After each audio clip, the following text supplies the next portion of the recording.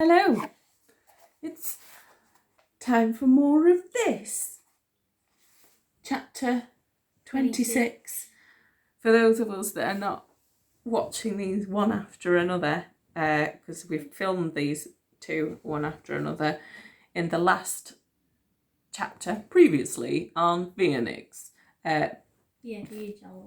Lucky found out that his power is possibly draining his life, so that every time he uses it he's cutting his lifespan short, and obviously that's upset him a little bit. But anyway, the Gala Gala's going to ask her star, and hopefully we'll have some more information about that at the end of this chapter. But she can only ask him as part of her singing, so it would seem we're off to a concert. Wait, Mum. What? If he cuts his lifespan shorter, he cuts it so short that he goes back to like 1 year of life. Will he start? He can't go back beyond where he dies. I'm very confused. Yeah. Right, let's just march on with chapter 26. So they've gone to watch Gala sing. Excuse me, it's just a normal cough. The amphitheatre was enormous inside. There were rows and rows of seats on more levels than Lucky could count. It was all built around a central stage that was carved out of the hillside. Every seat was occupied. It was a full house, yet he and his friends had been given the very best seats right at the front, near the stage. High above them, the Rainbow Temple wheel was turning slowly in the night, casting a warm glow over everything. He imagined himself still up there with Professor Byzantine and Bazooka, watching the world go by. He'd regretted the harsh words that he'd spoken, but he felt at peace with his decision. He was never going to use the power again. He was right after all. It really was a curse. He felt sick to think he'd been burning his life away. Gala's prophecy had chilled him to the core. Maybe she's wrong, he told himself. Maybe if I don't use the power anymore, I'll be okay. And I can just find my father, and then he'll tell me the truth, the whole truth. The lights went low. The amphitheatre fell into an expectant hush, and Lucky focused on the stage. There was nothing at first, just darkness, blackness, silence. Then came a small, soft, silvery sound like the chime of a faraway bell. Lucky shivered with recognition. Around him, everyone in the amphitheatre held still, as if under a spell, and slowly the sound got bigger and closer and clearer.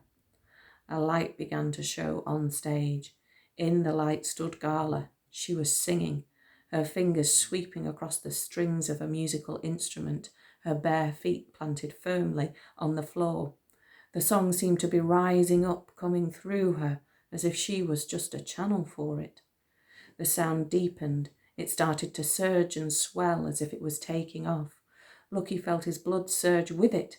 He felt his head lighten, his cares and worries lifted from his shoulders, and all around him he saw people with wide open eyes, their expressions telling him that they were feeling the same rush as he was, the same exhilarating thrill. Everyone stood up as the music lifted off, and it began to fill Lucky with the most powerful feelings that steamed up from the very centre of his being. This is it, he thought. This is the sound of the stars, singing in my dreams. It can't get any better than this. But even as he thought this, the music built further. It grew richer, deeper, stronger, without ever losing its delicacy. The music and his feelings both growing and growing until he found himself grinning, just grinning with the beauty of it all. And still the music stretched out and shone into the night. For an hour or more they stood there swaying, transported to a place as far away as deepest space, yet as close as their own heartbeats. It was like hearing the music of life endlessly renewing itself, like an like an ember of light in the dark, a spark of silver in the black. And as they swayed together in time to the music, Bixer Quicksilver reached out to Lucky, took his hand in hers, and squeezed it. Her hand was warm. It felt smaller than he expected, and softer too. He squeezed it back, and out of the corner of his eye he saw her smile, like a comet in the night. At that moment she looked so beautiful to him, just so true and alive. She held on to his hand, and it was like electricity going through him, like fireworks in his heart. Connected. He felt connected to her. They were connected to everything. Feelings were flowing into him and filling him up. Oh, they were huge, these feelings. What were they? Where did they come from? He didn't know. All he knew was that he wanted to hold her tight and never let go. He wanted all his life to be like this. And then Frolics put his huge arms around them both, and the three of them were hugging, dancing, swaying together in time to the music. And Lucky smiled like he'd never smiled before. It was like his whole body was smiling. I think this is called happiness, he realised. A strange feeling that I'm feeling. I think that must be its name. A moment of perfect happiness. It lasted just a moment. And then he felt the earth shake through his boots as a massive blast ripped the night wide open. The blast knocked him clean off his feet. Stunned, he cowered on the ground, shielding his head as shockwaves scorched the air above him. He looked up. Above the amphitheatre, over the hill, the Rainbow Temple wheel was exploding. The horror was inconceivable. Lucky saw compartments shattering, crystal cracking as the wheel ripped apart. He saw people falling from the sky, but everything came in flashes. There was a moment and then another, yet the two were not connected. An image, a blast of sound, but no flow. And where the centre of the wheel should have been, there was now nothing. Lucky stared and stared, but his mind couldn't seem to get a grip on it. His eyes kept sliding away. The centre was gone, but he just couldn't see anything behind it. There was just nothing, absolutely nothing. His eyes lost focus. His field of vision narrowed. All he could see now was himself. Everything else was fading away. An overpowering wave of despair hit him. He felt as though his life was suddenly totally meaningless. All hope and purpose and connection were destroyed. All that remained was a terrible emptiness inside. Nothing matters. Nothing matters anymore. Lucky! Someone was shouting a million miles away. Lucky! Look at me! The voice insisted. He wished they would go away. Someone squeezed his hand, someone warmer and smaller and softer. He squinted. It was Bixa. He could see her. She was right there in front of him. She was holding on to him like she was holding on to life itself. She was calling out to him. He looked into her silver eyes, and his field of vision widened. The blur cleared a little. She matters. Of course she matters. The sense of despair receded, just a little. He fought it back, clung on to Bixa as clarity and meaning and focus returned. Bixa matters, and Frolics, and Professor Byzantine, and... The professor was on the wheel. He looked up, but there was only the skeleton of a structure, just spokes now, revealed like bare bones crumbling in slow motion. There was a terrible ringing in his ears. Somewhere in the distance, shots were being fired, sirens were wailing. Around him, people were screaming in terror. They started to run as panic spread like fire. The air smelled scorch. Bixa's voice cut through it all. Could have been us, she was saying. What happened? He asked her. What was that? A dark matter bomb. Nothing else could do this. Did you feel it, Bixa? That wave of despair, that horrible blur. I felt it. Like everything came apart. Time, space, everything. That's a dark matter bomb. They destroy the connections. They destroy everything. She looked up at the wheel. I can't believe it's happened here. How could King Theobroma do this to his own people? Lucky looked round. He could see the Axa with that terrible emptiness in their eyes, like black holes in the sky, the million-mile stare, the living death. And now he knew how it looked from the inside, because he'd been there too, for a moment. He'd had the living death. Suddenly, out of nowhere, it had struck Scorpio 6 at exactly the same moment as the dark matter bomb. And yet, why didn't everyone have it? Why was he okay now, like Bixer and Frolics? Wait, Frolics was not okay. He was huddled on the ground, on the other side of Bixer. There was something very painful about the way he was sitting. He was clutching his head, rocking back and forth. "Frolics, what's wrong?" cried Lucky. Frolics didn't answer. He just kept rocking back and forth. He looked cut down like a giant tree that had been felled in the forest. "He doesn't have the living death, does he?" thought Lucky, his stomach lurching at the thought. No, please, let him be okay. "Speak to me," Bixer yelled at her brother. "Frolics, what is it? What is wrong?" "I don't know," gasped Frolics. His starry eyes were blazing. "It's like my head's exploding. I can't control it." "Hold on to me," said Bixer, reaching over to him. "You're going to be okay." But Frolics looked very far from okay.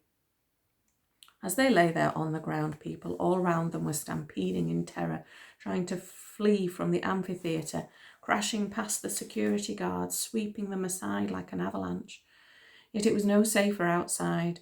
The wreckage of the wheel was raining down from the sky. A great pillar of smoke rose up in its place. The air was full of fragments of shattered crystal, as if the atmosphere itself was wounded. "The professor was on that wheel," said Lucky. "The professor and Bazooka." For a moment Bixer couldn't speak. Her needles were jet black. She couldn't look Lucky in the eye. "Then they're dead," she said at last, with terrible simplicity. "You saw it. No one could survive that explosion. We're lucky. We were shielded by the amphitheatre, so we didn't get the full blast. All this is just shock waves." "But he can't be dead," said Lucky. "He can't be. Can he?" Bixer clenched her fists. "Come on," she said in a low voice. "We have to see Gala, remember?" She hauled herself up. "We have to get your astrolabe back and find out what the stars have told her. Maybe there'll be something that can help us." Lucky stared up at the ruin of the wheel, tears behind his eyes. "What about Frolics?" he managed to say. "He's coming with us," said Bixer. "He's going to be okay." Lucky looked at Frolics again. The big axer was whimpering, holding his head. He didn't see how Frolics could possibly be okay, but they couldn't leave him there. So he got to his feet and helped Bixer haul her brother up. Frolics's body was so heavy, they had to support it between them. Unsteady, ears still ringing from the blast, they stumbled forward through the crowds. The broken ground was treacherous, even with the cloven-hoofed boots. Lucky lost his balance more than once. But Bixer steered them, picking her way through the wreckage, purposeful as ever. "Mystica's counting on us," she said. "We can't let her down." Finally, they reached the stage. It was a mess of rubble, cables, girders, fallout from the blast everywhere. The taste of ash filled Lucky's mouth. "Gala," called Bixer, reaching out a hand. "Star Talker of the future." Gala looked up. Her face was smeared with ash. Her rainbow eyes overflowed with grief. Tears streamed down her cheeks. She stared at the ruin of the wheel and the destruction of her world. "How could they?" she whimpered. "How could anyone do this?" Slowly, she turned to look at them, one by one. Lucky, Bixer, and finally Frolics. She gasped as she met Frolics's eyes. She grabbed his hands and held him to her chest like a drowning man. "What are you doing to my brother?" said Bixer. "If you hurt him—" "Hush," said Gala, holding him tight. She cradled Frolics, rocking him back and forth, whispering in his ear. "So Byzantine is gone," she murmured, "and now his power passes to you. But you, poor fool, you never believed it or prepared for it until too late. And now here it is, overwhelming." I can't stop it," groaned Frolics. "I keep seeing things that make no sense. hearing things I don't understand all at once rushing in. He ground his palms into his eyes and ears as if to stop the flood of visions. Gala held him for a long while and then glanced up at Lucky. As for your father, she said, he is waiting for you. He is expecting you, even now. Go to Aquarius, and you will find him. He's in Aquarius? Is that where Charon is? In Aquarius? Gala shook her head. Her hair flicked across her face. Nothing is in Aquarius, but that is where you must go.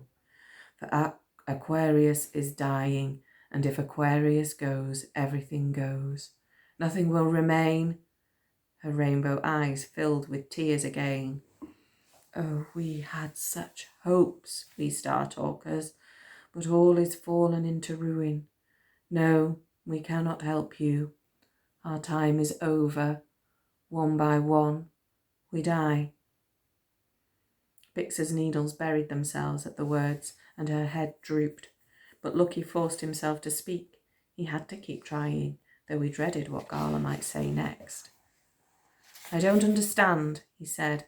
How do I find my father if he's not in Aquarius? I'm begging you, please, just tell me how to find him. Give me something to go on. Gala looked into his eyes. Through her tears, she seemed to be struggling with terrible demons, and then she nodded, hesitant. Very well. Watch. She held the astrolabe in her hands and tapped its surface with her long black nails. The dials began to move. They started to turn and spin, shimmering beneath her fingers as the metal disc pulsed and blazed and throbbed with light. Do you see? She murmured through the storm and off the edge. Do you see it? The stars will lead you there if you are bold enough to follow. Lucky looked. All he could see was a blur of her fingernails as they flicked over the symbols and dials. But then, just for a moment, he thought he saw the astrolabe opening out beneath her touch. He thought he saw lines of silver light stretching off the astrolabe, off the edge of the disc altogether and out into open space around her. He felt a shiver of hope. And then Gala shrieked, like someone possessed. She dropped the astrolabe. It fell from her hands into the rubble. Those lines of silver light flickered out and were gone. The wolf! She howled, convulsed with horror. Her eyes sparked every colour at once. The wolf that eats the stars. That is what lies at the end of your path. For you and the wolf, you are connected. In the end, you are one. What? Gasped Lucky. How can we be connected? But Gala was backing away from him, hands held up before her as she stumbled into the rubble. She was fleeing from the stage, fleeing from Lucky. She was running out into the crowds. And he called after her, but she didn't look back. Gala, the most powerful Star Talker, seemed utterly terrified of him. And as she plunged into the torrents of people surging past on all sides, she was swept up, carried away among them, and was gone. Lucky and Bixa looked at each other, helpless, hopeless, wordless. Can we get out of here? Groaned Frolics. Lucky retrieved his astrolabe from the rubble, and they stumbled out of the amphitheatre in silence. The explosion was still ringing in their ears. Smoke and ash were still rolling across the night as they walked through the ruins of the world.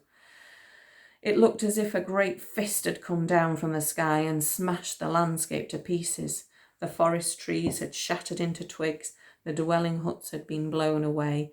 Of the wild flowers in the fields, only stalks remained, shaking in the wind. There were animals stampeding through the fields and people running, walking, stumbling out of the smoke. Their faces were covered in ash, and still the ash kept raining from the sky. Lucky looked for Professor Byzantine and Bazooka by the wreckage of the wheel. Bixa tried to persuade him that it was pointless, but he refused to believe her. He had to search. It was long and hard and grim. Half buried in the rubble, he found a single feather of crimson gold. Just one feather. That was all he could find. He picked it up, It was still warm to the touch, still glowing with light. His heart ached for the little phoenix and her master, the Star Talker of the past. He couldn't show the feather to Frolics and Bixer. He couldn't bear it. He couldn't bear to look at it himself, but he couldn't leave it in the ashes either. So carefully, silently, he put the feather away in the pocket of his coat. That was when he had to turn away from the wreckage of the wheel and admit to himself that there were no survivors.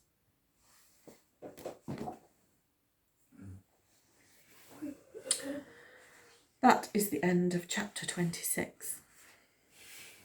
I hope you enjoyed it. It's sad.